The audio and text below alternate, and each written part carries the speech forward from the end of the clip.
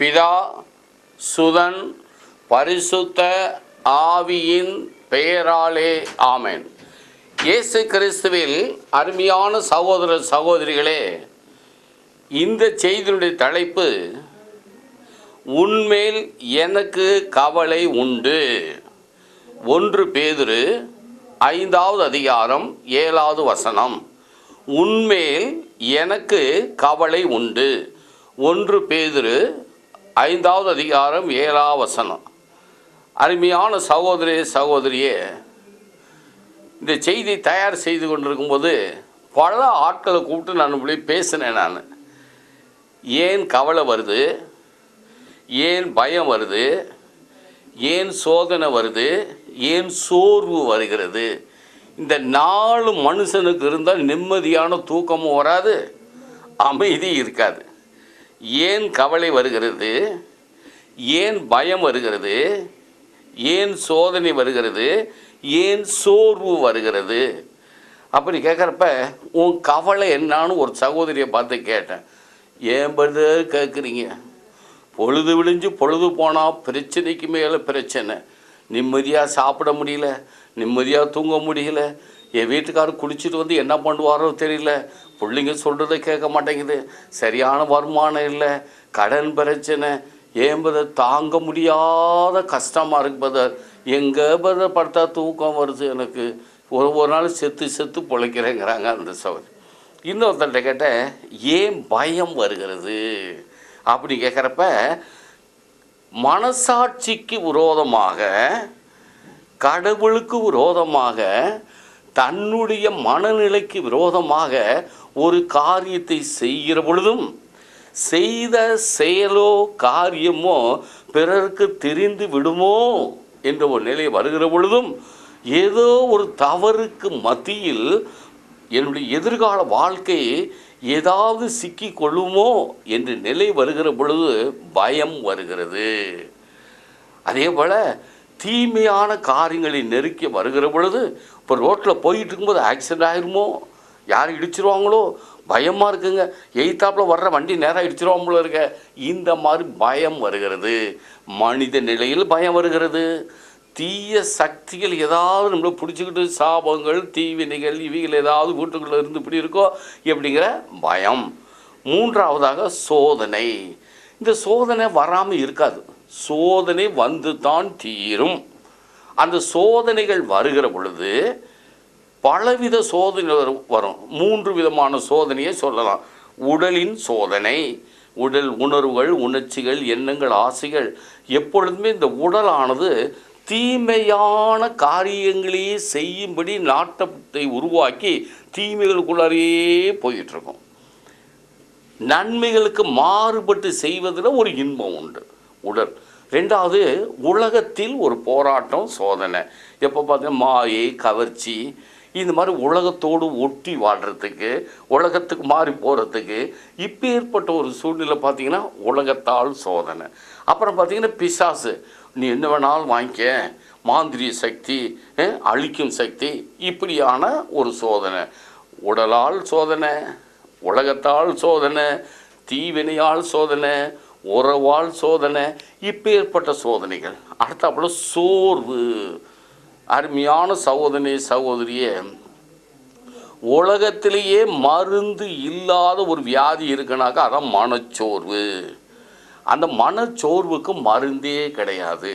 அந்த மனச்சோர்வு உள்ளவர்கள் விசுவாசத்தோடு இந்த மனச்சோர்வை, கவலையை, பயத்தை, சோதனையை யார் என்மேல் சுமத்தி கொள்ளுகிறேன், கொடுத்து விடு என்று கேட்கிறவரை நெருங்கி வருகிற பொழுது அந்த சோர்வு அகற்றப்படும். அந்த மன சோர்வுன்னு ஒன்று வந்துருச்சுனாக்க அவங்களால தாங்க எந்த வேலையும் செய்ய முடியாது, எதையுமே நாட்டம் வராது. செஞ்சு என்னத்த பண்ணுறது, எல்லாமே மூழ்கி போச்சு, என்ன நடந்தால் தான் என்ன என்று ஒரு விரக்தியான சூழ்நிலையில் தள்ளப்படுவார்கள். அப்போ ஒரு சின்ன ஒரு வேணா, உடலால் உள்ளம் பாதிக்குதா, உள்ளத்தால் உடல் பாதிக்குதா? இந்த கேள்வியை ஜெப கூட்டத்தில் கேட்கும்போது உள்ளத்தில் பிரச்சனை வந்தால் தான் உடல் பாதிக்குது. அப்போ உள்ளம், மனம், ஆன்மா, இதயம் இவைகளை சரியானபடி வைத்து கொண்டிருந்தால் இந்த சோர்வு, கலக்கம், பயம், கவலை, சோதனை, வேதனை இவைகள் பூரா என்ன செய்ய இல்லாமல் போகும். அப்படியானால் பாருங்க, இந்த யாக்கோப்பு எழுதிய திருமுகம் 12வது அதிகாரத்தில் முதல் அதிகாரம் 2வது வசனம் படிக்கிறேன் பாருங்க. யாக்கோப்பு எழுதிய நல்லா இருக்கு. அவர் இந்த பாவ நாட்டங்களை குறித்து பேசுகிறப்ப அழகாக சொல்லுவார். யாக்கோப்பு எழுதிய திருமுகம் முதல் அதிகாரம் 2வது வசனம் படிக்கிறேன்.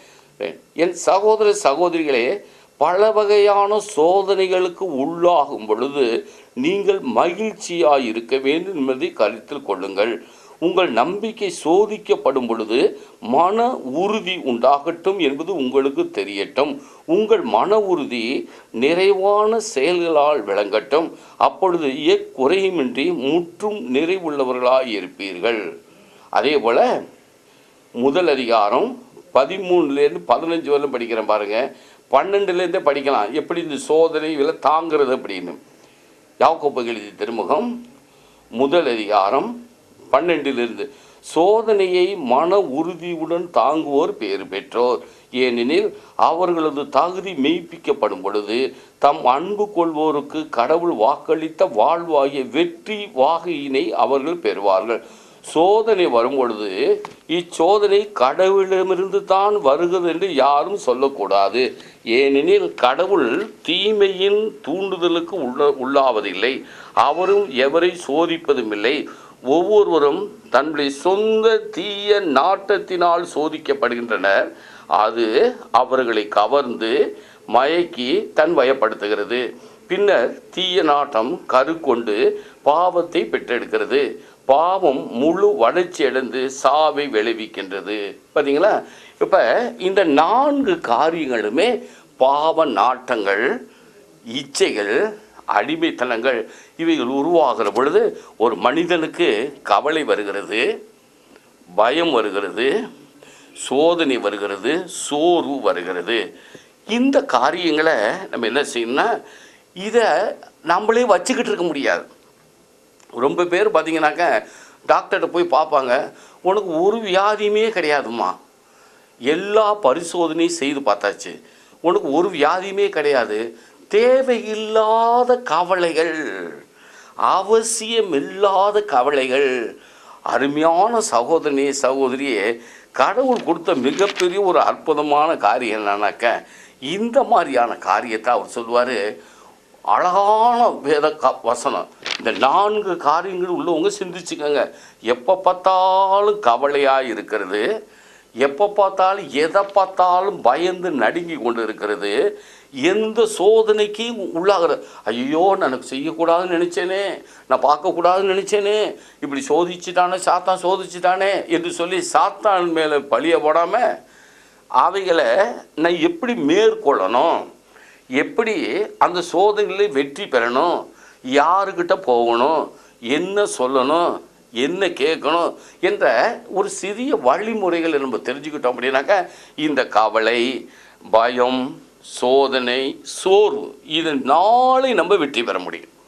கடவுள் கவலையோடு இருக்கணும்னு சொல்லலை, என்னை பயந்துக்கிட்டே இருன்னு சொல்லலை. நீ சோதிக்கப்படுவாய், ஆனால் சோதனையில் வெற்றி உண்டு என்று சொல்லிக்கிறார். அப்போ தான் உன்னுடைய வாழ்க்கை பரிசோதிக்கப்படும். இப்போ தங்கமானது எப்படி நெருப்பில் சோதிக்கப்படுதோ அதுபோல் சோதனை தான் விண்ணகத்துக்கு நான் செல்வதற்கு பரிசோதிக்கப்படக்கூடிய ஒரு உலை. தங்கமானது உலையிலிட்டு பரிசோதிக்கப்படுவது போல் என்னுடைய ஒவ்வொரு காரியம், விசுவாசம், பரிசுத்தம், கீழ்ப்படிதல், இணைப்பு, இந்த நல்ல நல்ல காரியங்கள் அவைகளுக்கு நான் தகுதி உள்ளவனா, அந்த காரியங்களை நான் செய்கின்றேனா என்று சிந்திக்கக்கூடிய பல காரியங்களை அறிந்து கொள்ள அது வழிவகுக்கும். சரி, அப்படி பார்த்தீங்கன்னா சில பேருக்கு மரண பயம், ஐயோ செத்துருமோ, உயிர் போயிருமோ அப்படின்னு கேட்டேன். அன்றைக்கி ஒரு ஆர்டர் செய்தி தயார் பண்ணிக்கிட்டு இருக்கும்போது ஒரு அம்மாட்ட பார்த்து, உனக்கு மரண பயம் இருக்கானா? ஆமாம் பிரதர், எப்படி செத்து போயிடணும் பயமாக இருக்குது, எனக்கு சொத்து நிறையா இருக்குது, என் பிள்ளைகள்லாம் என்ன செய்வாங்கன்னு தெரியலையே, இந்த செத்து போனது இந்த காசெல்லாம் என்ன பண்ணுவாங்களோ தெரியலையே, குடிச்சே அழிச்சிருவானோ, பிள்ளைங்களுக்கு கொடுப்பானோ, சாகிற பொழுது கூட மரண பயம். இந்த மரண பயம் இருக்கிறவங்க என்ன செய்யனாக்கா, அவங்களுக்கு மருந்தும் செயல்படாது, யார் சொன்னாலும் கேட்க மாட்டாங்க. தன்னுடைய வாழ்க்கையுடைய முடிவில் பார்த்தீங்கன்னாக்க இந்த மரண பயமானது அவர்களுக்கு ஒரு பெரிய தொல்லையாக இருக்கும். அதே போல் இந்த மரண பயத்தில் பார்த்தீங்கன்னாக்க எசேக்கியா ராஜா, எசாயாண்ட புஸ்தகம் 38வது அதிகாரம் 1-8 2 அரசராகமம் 20வது அதிகாரம் 1-17 2 குறிப்பேடு நாளாகமம் 32வது அதிகாரம் 24-26 இந்த 3 வசனங்களின் வேத பகுதிகளில் ஒரு நிகழ்ச்சி சொல்லப்பட்டது. எசேக்கியா ராஜனுக்கு முதுகில் ராஜ பிளவு மாதிரி ஒரு கட்டி வந்துடும். இறைவாக்கினர் அனுப்பிச்சு போய் சாக போகிறான், போய் சாகுன்னு கொஞ்ச நாள் செத்து போயிடுவேன், போய் உன்னுடைய உலக காலுக்கு ஒழுங்குபடுத்து அப்படின்னு சொல்லுவார். போய் இறைவாக்கினர் போய் சொன்னோன்னே எசேக்கியா அழுவார், சிவத்து பக்கம் திரும்பிட்டு அழுவார், ஆண்டவரே நான் இப்படி இருந்தேனே இறக்கமாயிருங்க அப்படின்னு சொல்லி அழுதோன்னே அவர் என்ன சொல்லுவார், இறக்கப்பட்டு அந்த மரணத்தில் 15 ஆண்டுகள் வாழ்வை கூட்டி கொடுப்பார். மரண பயம் வருகிற பொழுது கண்ணீர் விடுகிறான், கதறுகிறான். அருமையான சகோதரனே சகோதரியே, இந்த மரண பயம் வருகிற பொழுது என்ன செய்யணும், உலகத்தில் பிறந்தவர்கள் இறக்கத்தான் வேண்டும் என்ற சத்தியத்தை ஒரு மனிதன் அறிந்திருக்க வேண்டும். இரண்டாவது, ஒரு மனிதன் மனுஷி எங்கே எப்படி எப்பொழுது எந்த சூழ்நிலையில் எந்த விதமான வகையில் இறப்பார்கள் என்பது எந்த மனிதனுக்கும் தெரியாது. அருமையான மகனே மகளே, ஒரு சத்தியத்தை தெளிவாக தெரிந்து கொள்ள வேண்டும். ஒரு மனிதனுடைய உயிர் அந்த மனிதனிடம் இல்லை. அவர் சொல்ல, உன் உயிர் என் கையில் இருக்கிறது. ஆண்டவர் அழகாக சொல்றார், உன் உயிர் என் கையில் இருக்கிறது. அப்போ ஒரு மனுஷன் என்ன செய்யணும், நான் எப்பொழுதுமே சாவதற்கு தயாராக இருக்க வேண்டும். ஒரு கிறிஸ்தவர்களுக்கு சாவு என்பது இழப்பு அல்ல, அது ஆதாயம். அந்த சாவு ஒரு மனிதனை மண்ணகத்திலிருந்து விண்ணகத்துக்கு மறு ரூபமாக்கக்கூடிய நித்திய வாழ்வுக்கு செல்கின்ற ஒரு வழி. இந்த மண்ணிலிருந்து எடுக்கப்பட்ட உடல் அழியத்தான் வேண்டும். ஏனெனில் மண் உடல் விண்ணுக்கு செல்ல முடியாது. அந்த மண் உடல் தன் அகத்தை கொண்டுள்ள விண் உடலை ஆவிக்குரிய உடலானது விண்ணகம் செல்ல வேண்டும். ஆகவே மரண பயம் கிறிஸ்தவர்களுக்கு, இயேசு கிறிஸ்துவை கடவுளாக ஏற்றுக்கொண்டிருக்கிறவர்களுக்கு இருப்பதற்கு நியாயமில்லை. காரணம், நான் எந்த நேரத்தில் இறக்க தயாராக இருக்கிறேன். புனித பவுல் சொல்லுவார், வாழ்வது நான் அல்ல, என்னில் கிறிஸ்து வாழ்கிறார். நான் செத்து போனேன்னா ஆண்டவரே உன் பக்கத்தில் வந்து உட்காந்துக்கிறேன், நான் இந்த உலகத்தில் இருந்தேன்னா உன் பற்றி சொல்கிறேன். பார்த்தீங்களா, இந்த உலகத்தில் இருந்தால் இயேசு சாமியை பற்றி பலருக்கு நற்செய்தி சொல்லுவாராம். செத்து போயிட்டா உன் பக்கத்தில் இருந்து உட்காந்துக்கிறேன். எவ்வளவு திண்ணமான ஆழமான அசைக்க முடியாத விசுவாசம் அந்த பவுலடிகள்கிட்ட இருந்துச்சு. அப்போ ஒரு மனிதன் வாழ்கின்ற பொழுது பயம், கவலை, சோதனை, சோர்வு, விசேஷமாக மரண பயம், இவைகள் இருக்கிற பொழுது இந்த வாழ்க்கை அழியக்கூடியது. இந்த மனிதனுடைய உடல் அழகு அவலட்சணமாக மாறக்கூடியது. உடலில் ஒவ்வொரு மனிதனுக்கும் பிறந்ததில் இறக்க மூப்பு, வயது, உருவமாற்றம், குணமாற்றம், செயல் மாற்றம், தன்னிலே இழந்து கொண்டு போகக்கூடிய சூழ்நிலை, இவைகள் ஒரு மனிதனுக்கு உண்டு என்பதை அறிந்து கொள்ள வேண்டும். சாவை குறித்து பயப்பட தேவையில்லை. என்றாவது ஒரு நாள் நான் இறப்பது நிச்சயம். அது எப்பொழுது எப்படி என்பது எனக்கு தெரியாது. அதே ஆண்டவருடைய காரியத்தை பார்க்கிற பொழுது அவர் அழகாக பல காரியங்களை குறித்து சொல்லும்பொழுது நல்லா ஒரு மனிதனுடைய வாழ்நாள் எவ்வளவுனாக்க, திருப்பாடல் 31:10 படிச்சிங்கன்னா, வாழ்நாள் வருத்தத்திலேயே கழிகிறது. திருப்பாடல் 31:10 பார்த்தீங்கன்னாக்க, ஒரு மனிதனுடைய வாழ்நாளில் 3/4 பாகம் வருத்தத்திலே கழிகிறது. அதிலேயே 90வது திருப்பாடல் 10வது வசனத்தில் 80 ஆண்டுகள் ஒரு மனிதனுடைய வாழ்க்கை, கூடி போன 100 ஆண்டு. அப்போ தெளிவான ஒரு திட்டம் உண்டு. மனிதன் இறக்கத்தான் வேண்டும், இறப்பான். ஆனால் அது எப்படி, எங்கு, எந்த சூழ்நிலைங்கிறத அறிந்து கொள்ள முடியாது. 13வது திருப்பாடல் எடுத்துக்கோங்க. ஒரு மனுஷனுக்கு இந்த மனக்கவலை, இந்த பிரச்சனைலாம் எப்படி பார்த்தீங்கன்னாக்க, திருப்பாடல் 13வது அதிகாரம் 1-6 படிக்கிறேன். கவலை எப்படி ஒரு மனிதனுக்குள் வருகிறது. ஆண்டவரே, எத்தனை நாள் என்னை மறந்திருப்பீர், இறுதி வரை மறந்து விடுவீரோ? இன்னும் எத்தனை நாள் உமது முகத்தை எனக்கு மறைப்பீர்? எத்தனை நாள் வேதனையுற்று எனக்குள் போராடுவேன்? நாள் முழுவதும் என் இதயம் துயருண்டுகின்றது. எத்தனை நாள் என் எதிரி எனக்கு எதிராக மேலோங்கி நிற்பான்? என் கடவுளாகிய ஆண்டவரே, என்னை கண்ணோக்கி எனக்கு பதில் அளித்தள்ளும், என் விழிகளுக்கு ஒளியூட்டும். அப்பொழுது நான் சாவின் உறக்கத்தில் ஆழ்ந்து விட மாட்டேன். பார்த்தீங்கன்னாக்க இந்த 6 வசனமும் கவலையும் பயமும் உள்ளதாக இருக்கும்.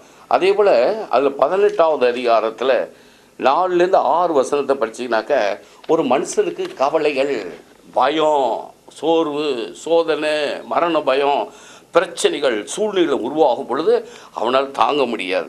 திருப்பாடல் 18 4, 5, 6 படிக்கிறேன். ஒரு சூழ்நிலை ஒரு மனுஷனை எப்படி கவலைகளுக்கு உள்ளாக்குது பார்த்தீங்கன்னா, சாவின் கயிறுகள் என்னை இறுக்கின, அழிவின் சுழல்கள் என்னை மூழ்கடித்தன, பாதாள கயிறுகள் என்னை சிக்க வைத்தன. என் நெருக்கடி வேளையில் நான் ஆண்டவரிடம் மன்றாடினேன், என் கடவுளை நோக்கி கதறினேன். தமது கோயிலிருந்து அவர் என் குரலை கேட்டார், அவர் செவிக்கு என் கதறல் அவர் செவி கேட்டிற்று. அப்போ வாழ்க்கையானது வாழணும் அப்படிங்கிறத விட நான் சாகணும். இன்றைக்கி அநேக குடும்பங்கள் பிரச்சனை என்னன்னாக்க, நான் வாழ்ந்து என்னத்த வாழ போகிறேன், எனக்கு குடும்ப நிலையை பாரு அப்படின்னு சொல்லிட்டு தன்னையே தாழ்த்தி குற்றப்பழி உணர்வோடு இந்த காரியங்களை செய்கிறப்ப பார்த்தீங்கன்னாக்க இப்போ ஏற்பட்ட ஒரு பிரச்சனை வருது. சரி, அப்போ உலகத்தில் சோதனை உண்டு, பயம். பணம் இருக்கிறவங்களுக்கும் பயம் வருது, பணம் இல்லாதவங்களுக்கும் பயம் வருது. பணம் இல்லைன்னா என்ன பண்ண, பணம் நிறைய இருந்தால் கவலை வருது. எப்படி பாதுகாக்கிறது? திருட்டு வருவானா, 10 பூட்டை போட்டு சீக்ரெட் நம்பர் போடு, கதவை ஆற்ற சத்தம் கட்ட யாரோ வர்றானே, தூக்கமும் வராது, கவலையும் பிடிச்சிக்கும், பயமும் வந்துடும். அப்போ இப்போ ஏற்பட்ட காரியம் வரும்பொழுது ஆண்டவருடைய இந்த மற்ற காரியங்கள் எப்படி இதை விடுவிக்கிறார், சரி செய்கிறார் என்பதை கண்டுபிடிக்கணும். அழகாக பாருங்கள், சில வேத வசனங்களை பார்த்தோம்னாக்க, ஆண்டவர் இந்த கவலை, பயம், சோதனை, சோர்வு, மரண பயம், இந்த 5 காரியங்களிலும் அருமையான மகனே, மகளே, சகோதரனே, சகோதரி, குமாரனே, குமாரத்தி, இந்த 4 காரியங்களும் வரத்தான் செய்யும்.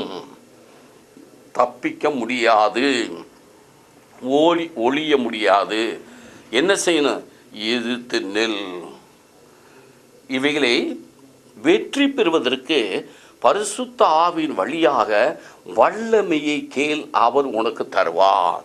எப்படி இதை எப்படி என்னால் வெளியேற்ற முடியும்? கவலை, பயம், பிரச்சனை, சோதனை, சோர்வு, இவைகளுக்கு ஒரு மருந்து உண்டு.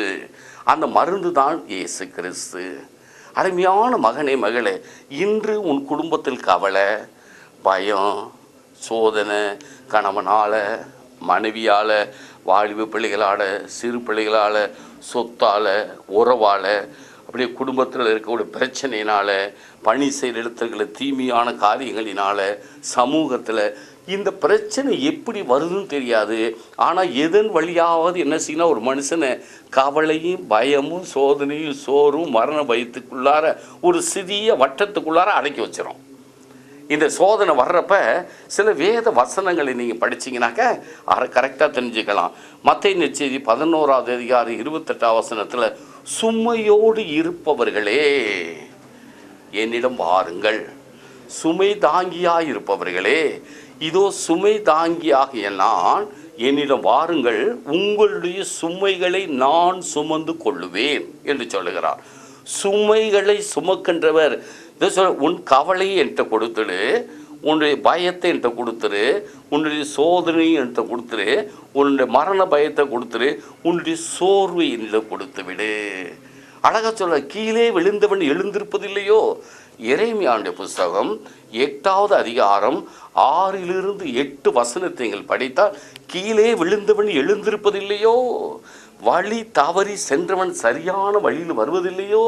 இந்த மக்கள் மட்டும் ஏன் கடின உள்ளத்தோடு இருக்கிறார்கள் என்று கேட்கிறார். மத்திய நற்செய்தி 11:22 சொல்றாரு, சுமை சுமந்து இருப்பவர்களே, சுமையோடு இருப்பவர்களே என்னிடம் வாருங்கள், நான் உங்கள் சுமைகளை தாங்கிக் கொள்வேன். உங்கள் சுமைகளை என் தோள் மேல் சுமத்தி விடுங்கள். மகளே, உலகத்தில் ஒரே ஒருவர் உண்டு உன் வியாதிகளை ஏற்றுக்கொள்ள, உன் சாபங்களை ஏற்றுக்கொள்ள, உன் உடல் நோயை ஏற்றுக்கொள்ள, உன்னுடைய மன நோயை ஏற்றுக்கொள்ள, உன்னுடைய கஷ்டங்களை ஏற்றுக்கொள்ள, உன்னுடைய பண பிரச்சனை ஏற்றுக்கொள்ள, உன்னுடைய கவலைகளை ஏற்றுக்கொள்ள, பயத்திலிருந்து விடுதலை ஒரே ஒருவர் இருக்கிறார். அவர் தான் சொல்ல, என்னிடம் வா.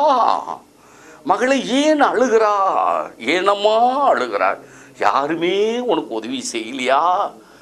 இல்லை, உலகம் வெறுக்கலாம், உறவுகள் வேண்டாம் என்று சொல்லலாம், நீ பெற்றெடுத்த பிள்ளைகள் கூட உனக்கு விரோதமாக இருக்கலாம், கட்டிட கணவன் கூட உதாசீனப்படுத்தலாம், பிரமாணிக்கமாக இருப்பேன் என்று ஆண்டவருடைய சன்னிதானத்தில் வாக்கு கொடுத்த மனைவி உனக்கு பிரமாணிக்கம் அற்றவளாக இருக்கலாம். என் பிள்ளைகளை என்னை காப்பார்கள், இறுதி நாள் என் பிள்ளைகள் என்னை காப்பார்கள் என்று சொல்லக்கூடிய நீ, உன் பிள்ளைகள் உனக்கு ஒரு சோறு கூட போடாமல் விரட்டி விடலாம். ஏன் என்ன பெற்றேன்னு கேட்கலாம், எங்கே போய் தொலைஞ்சு போன்னு சொல்லலாம், பொருளெல்லாம் எழுதி வாங்கிக்கலாம், ஒன்றும் இல்லாமல் பண்ணலாம். இன்றைக்கு குடும்பத்தினுடைய சூழ்நிலை ஒன்று பார்த்தீங்கன்னாக்க ஆண்டவராகிய இயேசு கிறிஸ்துவின் ஒவ்வொரு காரியமும் தெளிவாக இருக்கிறது. இந்த பிரச்சனை என்னென்ன பிரச்சனை, அத்தனை பிரச்சனைக்கும் இயேசு கிறிஸ்து தான் வழி, இயேசு கிறிஸ்து தான் ஒரே ஒரு வழி. பாருங்க, அடுத்தாப்புல இயேசு கிறிஸ்து ஒரு மருத்துவர். மத்திய நற்செய்தி 9:12 வியாதியினால் கவலை, பயம், சோர்வு வருகிறதோ அவர் சொல்லுகிறார், இந்த வியாதிகளை நான் சுமந்து கொண்டே, இந்த வியாதிகளை குணமாக்கும் ஆண்டவர் நான் என்று சொல்லுகிறார். அதே போல பாருங்க, ஏசாயா புஸ்தகம் 55:1-2 பசியோடு இருப்பவர்களே என்னிடம் வாருங்கள், தாகத்தோடு இருப்பவர்களே என்னிடம் வாருங்கள், நான் உங்களுக்கு நல்ல கொழுத்த உணவையும் நல்ல ஜீவ ஊற்றின் தண்ணீரையும் உங்களுக்கு தருவேன். அதே போல பாருங்க, உலக கவலைகள் பார்த்தீங்கன்னாக்க மனுஷனை பல விதத்திலையும் ஆட்டி படைச்சிக்கிட்டு இருக்கு உலக கவலைகள். இந்த கவலைகளுக்கு ஒரே ஒரு வழி, கவலை வச்சுக்க கூட ஒரு கிறிஸ்துவனுக்கு இருக்கக்கூடிய காரியங்கள், பாவத்தினால் கவலை, ஐயோ இந்த பாவத்தை செஞ்சிட்டோம்னாக்கா ஒப்புரவு அருட்சாதனம், உடல் நோயாக இருந்தால் மருத்துவர், அதே போல் பண கஷ்டம் இருந்துச்சுனாக்கா ஆண்டவரே எனக்கு இது செய்து கொடுங்கள் என்று சொல்லப்படுது. என்ன பண்ணுறது? அது அவருக்கு லேசான காரியம். ஒரு நிமிடத்தில் பெரிய செல்வனாக்குவது ஒரு லேசான காரியம், நெருங்கி வர வேண்டும். அப்புறம் பார்த்தீங்க, சூழ்நிலை, சமாதானம். அவர் சொல்கிறார், யோவான் நற்செய்தி 14:27 என்ன சொல்கிறாரு? நல்ல உங்களுக்கு சமாதானத்தை வைத்திருக்கிறேன்னு சொல்கிறார். அருமையான சகோதரனே, சகோதரியே, சிந்தனைக்கு ஒரு சில காரியத்தை பார்த்துட்டு ஜெபம் பண்ணுவோம். சிந்தனைக்கு தனியாக நற்கருணை ஆலயத்தில் அமர்ந்து ஆண்டவரோடு பேச கற்றுக்கொள்ளுங்கள். சிந்தனைக்கு இயேசுவை அறிந்து கொள். நான் உருவானது முதல் இன்று வரை, கருவிலிருந்து உருவரை என்னை அறிந்தவர் என் இயேசு. இரண்டாவதாக, என் உணர்வு, உணர்ச்சி, எண்ணம், நினைவு, வாழ்க்கை தெரிந்தவர் இயேசு. என் உடல், மனம், உடல் உறுப்புகள் செயலாற்று விதம், என் உடலை படைத்தவர் இயேசு. என் குடும்பத்தில் ஏற்பட போகின்ற பிரச்சனைகள், செயல்கள் எல்லாவற்றையும் பார்த்து கொண்டிருப்பவர் இயேசு. என் பொருளாதார வளர்ச்சி, வீழ்ச்சி, பாதிப்பு, லாப நஷ்டம் எல்லா நிலைகளையும் அறிந்தவர் இயேசு. என்னோடு பேசி என்னை பக்குவப்படுத்தி மாற்றக்கூடிய வழியை சொல்லித் தருவர் இயேசு. அன்பு, மன்னிப்பு, ஏற்பு கொடுத்து சுகமாக்குகிறவர் இயேசு. முழு மனிதனையும் சரி செய்கிறவர் இயேசு. அவரிடம் அமர்ந்து ஒப்பு கொடுங்கள். நற்கருணை ஆலயத்தில் அமர்ந்து இந்த கவலை, பயம், சோதனை, சோர்வு, மரண பயம், இந்த 5 காரியங்களை ஒப்பு கொடுத்து, ஆண்டவரே என் உள்ளத்துக்கு சுமைகளை என்னால் தாங்க முடியல, உம்மிடம் கொடுத்து விடுகிறேன். என்னை வெறுமையாக்கி உம்முடைய பரிசுத்த ஆவியால் நிரப்பும் என்று சொல்லுகிற பொழுது என் கவலைகள் அற்றுப்போகும். ஆண்டவரே, நீர் இருக்கிறீர். அதிகாலையில் என் கரத்தை பிடித்து கொள்ளும். நீ சொல்லுகிற இடத்துக்கு நான் வருகிறேன் சுவாமி, என்னை வழி நடத்தும் என்று முழுமையாக நீங்கள் ஒப்பு கொடுத்தால் ஆண்டவர் ஆசீர்வதிப்பார். ஜெபிப்போம். நன்றியோடு துதிக்கிறோம் சாமி. சுவாமி, கவலை, பயம், சோதனை, சோர்வு, மரண பயம், இயலாமை, இவைகள் எல்லாம் ஒவ்வொரு நாளும் குடும்பத்தை பாதித்து ஏன் வாழ வேண்டும், எதற்காக நான் வாழ வேண்டும், நான் என்னையே அழித்து கொள்ளக்கூடாதா என்று அநேக சகோதர சகோதரிகள் சிந்தித்து கொண்டிருக்கிறார்கள். சாமி, வேண்டாம் ஆண்டவரே, நீ சொல்லி உன் கவலைகளை என்மேல் கொடுத்து விடு என்று சொன்னீர். நான் நோய்களை சுமந்து கொண்டேன் என்று சொன்னீர். ஆண்டவரே, உன் தேவைகள் அனைத்தையும் நான் பூர்த்தி செய்வேன் என்று சொன்னீர். நீ கூப்பிடும் பொழுது உனக்கு ஓடி வந்து உதவி செய்வேன் என்று சொன்னீர். ஆண்டவரே, இந்த ஆழமான விசுவாசத்தின் வார்த்தைகளை இந்த பிள்ளைகளுடைய உள்ளத்தில் பதிக்குமாறு செய்கிறேன். ஆண்டவரே, பேசும் ஆண்டவரே, அந்த மக்களோடு பேசும் ஆண்டவரே. அவர்களுக்கு இருக்கிற எல்லா தீமைகளை அகற்றி போடுங்க ஆண்டவரே. இதோ நஷ்டத்தை லாபமாக்குங்க, துக்கத்தை சந்தோஷமாக்குங்க, இழப்பை நல்ல நிறைவாக்கி நல்லதை செஞ்சு கொடுங்க, தேவைகளை பூர்த்தி செய்யுங்க, குடும்பத்தை ஆசீர்வதிங்க, கணவன் மனைவி பிள்ளைகளை ஆசீர்வதிங்க. படிப்பை குறித்த கவலை, வேலையை குறித்த கவலை, எதிர்காலத்தை குறித்த கவலை, என்ன நடக்குமோன்னு பய உணர்வு, இவைகள் எல்லாத்தையும் எடுத்து விட்டு ஆண்டவரே, என்னில் இருக்கக்கூடிய பெரியவர் எல்லாவற்றையும் அகற்றக்கூடியவர். அவர் என்னில் இருப்பதா நான் கவலைப்பட வேண்டியதில்லை. பயப்படாத, கையை பிடிச்சிருக்கேன்னு சொல்லியிருக்காரு. சோதனை வரும்போது உனக்காக ஜெபிக்கேன்னு சொல்லியிருக்காரு. சோறு வருகிற பொழுது நான் உன்னை பலப்படுத்துவேன்னு சொல்லியிருக்காரு. மரண பயம் வரும்பொழுது உன்னை பாதுகாப்பேன் என்று சொல்லியிருக்கார். இந்த 5 விதத்திலும் ஆண்டவரே, நீர் எங்களை ஆசீர்வதிப்பதற்காக நன்றி. ஆசீர்வதியும் வழிநடத்தும் இயேசுவின் நாமத்தில் ஜெபிக்கிற பிதாவே, ஆமென். பிதா, சுதன், பரிசுத்த ஆவியின் பெயராலே, ஆமென்.